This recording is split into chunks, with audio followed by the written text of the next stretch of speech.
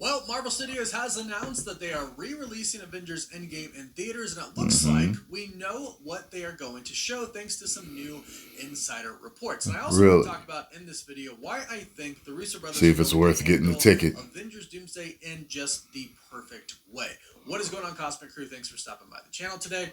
Obviously, there's been a lot of talk since CinemaCon, since they showed us that trailer that we still don't have publicly yet for Avengers Doomsday. There's been a lot of talk from the Russo brothers and Kevin Feige because they did a lot of interviews talking about what to expect. And a part of their announcements was the re-release of Avengers Endgame to include new footage. Now, what is going to be in that new footage? It looks like we have a pretty good idea. But first, what you need to know is a couple of things that the Russo brothers said, talking about what we expect to see in Avengers Endgame. They said it's an opportunity to create a bridge from Endgame to Doomsday in a very unique way. Okay. And even insider Daniel RPK said this: they're really trying to sell this more as a direct sequel to Endgame rather than... I tell you this, I don't just want it to be a post-credit scene. I would like it to be more footage in the movie that matters and makes sense to bridge the gap.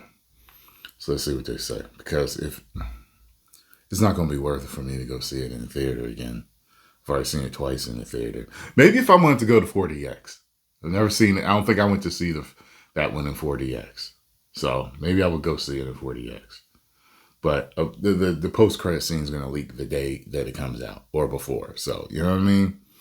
A conclusion to the saga. Now, in terms of Doomsday being a sequel to Endgame, they've admitted that. The Russo brothers did say this picks up essentially where Endgame left off, and it really just has to do with Steve Rogers and his connection to Doctor Doom, but we'll get to that in just a second.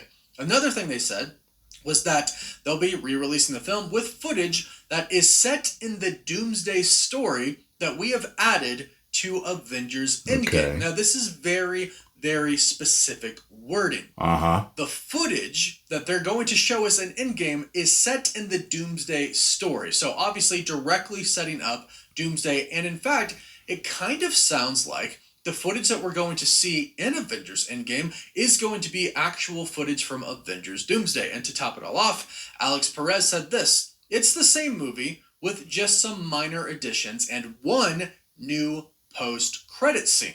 Now, he is not the only insider to say that it's going to be a... So we're going to have other minor scenes and a post-credit scene. I think I would be down with that. Post-credit scene. Robert Meyer from the John Campea Show also said it's going to be a post-credit scene. He said this: essentially correct, but it's... Yeah, we're going to go see it in 4DX then. Yeah, that'll be a 4DX day for us, I think. all in Doomsday, at least as it was shot. Like Thunderbolts with the post-credit scene, which is an actual LIFT from Doomsday, they could extract other scenes for the film and move them into Endgame to cut down on running time. Cut down on running time before Avengers Doomsday is what he is talking about. And then other insiders have said that it's going to be a post-credit scene as well. So what you can expect right off the bat is a few additional scenes thrown into the movie. Doesn't sound like a ton, but we are going to be getting a post-credit scene for Avengers Endgame that directly sets up Avengers Doomsday. And we do have an idea of what that's going to be thanks to another report, but it's really funny because Avengers Endgame did not have a post-credit scene before. They had a post-credit sound. It was the clanking of Iron Man hitting the first Iron Man mask that he made in the cave with the hammer.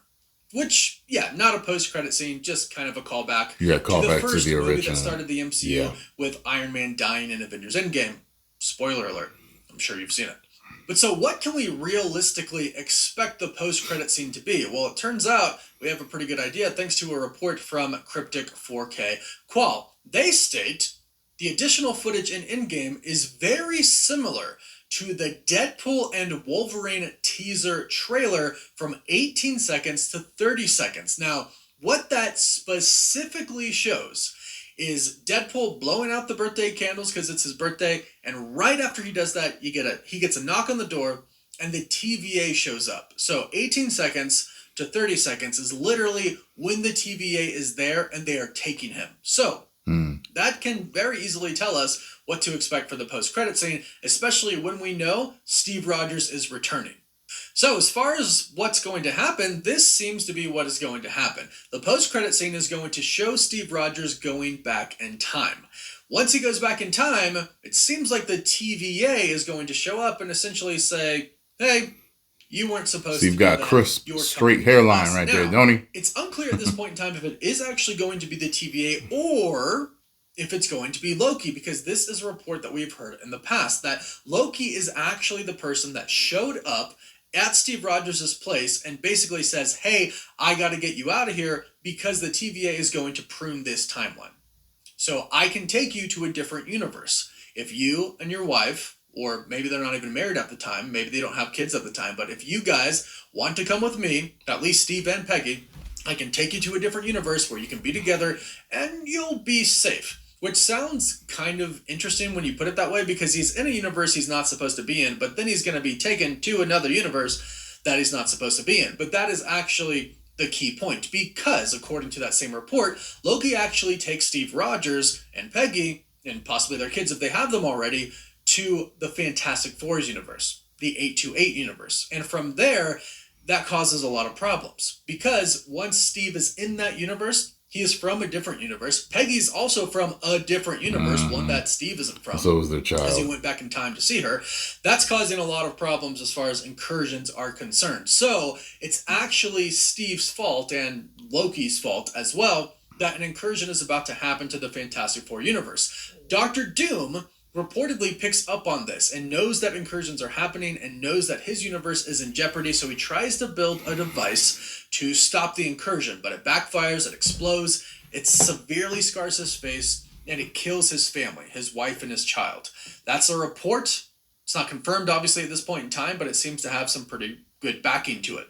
So, if that is what indeed does happen, then the post-credit scene showing Loki show up to Steve Rogers and say, hey, you weren't supposed to do this, I gotta take you somewhere else, that checks out. And it does seem like that would be a scene from Avengers Doomsday. And two insiders say, yeah, this is a scene that they shot for Avengers Doomsday that they're going to use for the post-credit scene. So maybe going into Avengers Endgame, watching that post-credit scene, you won't actually see that in Avengers Doomsday because they're showing it as the post-credit scene. Or they could just simply show both. But either way, it's basically footage from Avengers Doomsday, and it lines up with what we have heard in the past. Another thing we could see, and I think a lot of fans really want to see, is Steve Rogers actually returning the stones.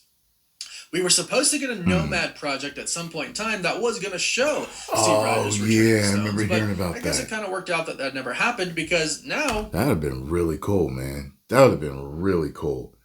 If he had problems returning them all. Oh, man.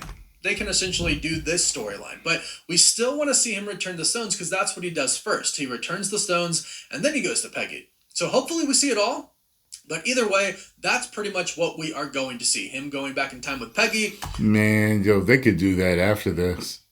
They could definitely do something where it's like a whole thing of him returning the stones. And each time he goes to return a stone, there's a problem. Like there's an outside force that's Thanos-like. That may be able to, that's a threat. It's definitely a threat, a universal threat that could see what's going on and see that there's an opportunity to take these stones from this puny human and finally get their hands on them. See what I'm saying? See where I'm going with this? And it could be Cap fighting each and every one of those henchmen or whatever to return these stones. And at the end, he's like, I'm so sick and tired of this. I just want to be happy. I'm going to find Peggy. And he lives his life out. Come on! Still do it, Marvel. I know you watch me. Still do it. I just gave y'all some free ideas. And then somebody showing up, whether that's the TVA, whether it's Mobius, whether it's Loki, and them basically saying, hey, you weren't supposed to do that. And it seems like it results in Steve and Peggy ending up in the Fantastic Four universe. So that's what we can expect to see from that post-credit scene. Now, I did mention I want to talk about something that kind of gives me more faith in the Russo brothers. Now, they've just absolutely crushed it with the MCU. The best movies in the MCU have come from the Russo brothers. Some of the best movies, I should say. You can say whatever you want about what they've done outside of the MCU, but when it comes to the MCU, they've been great, and their passion is great, and they've actually said during the Endgame time that they were leaving Marvel, but when asked what could bring them back, they said Secret Wars. So they have been thinking about this for a really long time. Really long time, almost a decade. But this is something that Jon Favreau recently said in an interview with Jimmy Kimmel. He went on and he said that he tried to talk the Russo brothers out of killing Tony Stark at the end of Avengers Endgame. But it worked out because of the Russo brothers' vision. He said, I talked to the Russos. I said, I don't know if people are going to I don't know. It's really going to impact people because they were kids that grew up with that character, speaking of Tony Stark and speaking of them killing him at the end. But I have to tell you, it was handled so well by them. And Gwyneth Paltrow and Robert did such a wonderful job acting, and I think it added poignancy to it. I think they did a wonderful job. I was wrong. So this is just another example of how the Russo brothers had a vision, and they basically brought it to life in a way that was handled exceptionally well, that had a severe impact. I definitely think that was the right choice. It's sad to see Tony Stark go, right? But I think that was the right choice that made the movie, that gave it the most impact, I would say. He continued and he said that I was choked up, even though it's a movie. Those people, those characters have been a part of my life for so long. I think this says a lot about Jon Favreau, who is, just a producer with Marvel and Disney in general. I was crying like a punk in the theater. Works a lot with Star Wars, as a lot of people know. He's heavily involved with Marvel. He started the MCU. That's when Disney was sending me free tickets to go see, you know what I'm saying? I would get in with all the other journalists and critics in the area. Stop sending them for some reason. Iron Man. He is the whole entire reason that Robert Downey Jr. was cast as Iron Man. So the fact that him and the Russo brothers are, involved with this film, I think tells us that a lot of care is in this film. And he even said that he is really excited to see Doctor Doom. And just a funny note, he noted that the smartest thing that he's ever done was giving himself a cameo as the character Happy Hogan in the first Iron Man movie, because he's been invited back to appear so many times in the franchise that role has put his kids through school. I definitely am glad that he added himself, because I think Happy has gone on to become... He probably had the money to put his kid through school before that. Just a great character for Iron Man, for Spider-Man, his cameo in Deadpool and Wolverine. And I think Jon Favreau he's been a great actor. He's been a great director and writer as well. So again, him, that looks like Cap, and fully retired, Kevin Feige, they all have the who's now writing his memoirs. I would say, to really make this movie the best movie that it could possibly be. And now they're setting up Endgame to give us a little tease and to bridge the gap between Endgame and Doomsday. I think they're taking all of the right steps to really get us prepared for Doomsday and hype it out of this world before we see it, and of course make it an amazing movie. So yeah, thank you very much, Wonder. Great video as usual. Make sure you get over there and subscribe. Cosmic Wonder, tell them Tyrone Magnus sent you. If you enjoyed my thoughts and commentary and my reaction to all this news, make sure you hit the like button, subscribe, and share here. And if you want to get notifications for all of my videos, you got to hit the bell, and you got to watch 3 or 4 videos in a row so that you are getting them. Those are the new YouTube rules right now. Yeah. 10 million subscribers. Woo!